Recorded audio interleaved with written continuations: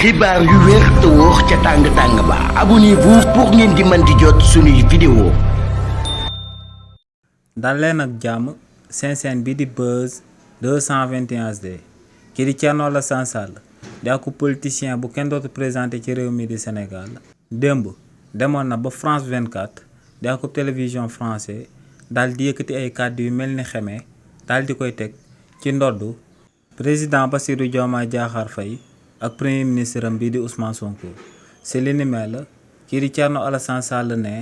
lu sabab mu daal di toog ci opposition bi ba tey ci réew mi di Sénégal ginnaaw ba ko régime bu bees bi daal di ooy ci rupture moom mooy que ne régime bu bees bi en réalité amuñ benn projet buñ daal di indaale ci boppu réew mi ne ñooñee ay projet individuel de règlement de compte lañ àndaale woon ne li ni mel moom moo sabab ñu daal di singli ñu bokkoon ci régime président Macky Sall nekk di leen tëj actuellement ci kaso bi ci réew mi di Sénégal ne tamit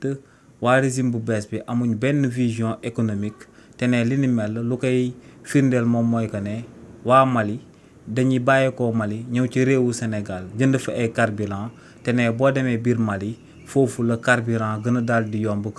que ci réewu Sénégal mi nga xam ne ak pays producteur de pétrole la ne li ni mel rek daal di nay doy ci misaal ngir ñu daal di xam que ne régime bu bees bu fi daal di nekk ñooñee amuñu vision économique que ne ñooñee seen vision bu ñu amoon vision bu subjectif la seen bopp rek moo leen taxoon a jug te ne ñoo ngi koy firnde si li ñuy jàpp ñi nga xam ne dañoo bokkoon ci régime président Macky Sall di leen téye di leen tëj ci kaso bi. kàddu yu ni mel la kii di Thierno Alassane Sall yëkkati woon démb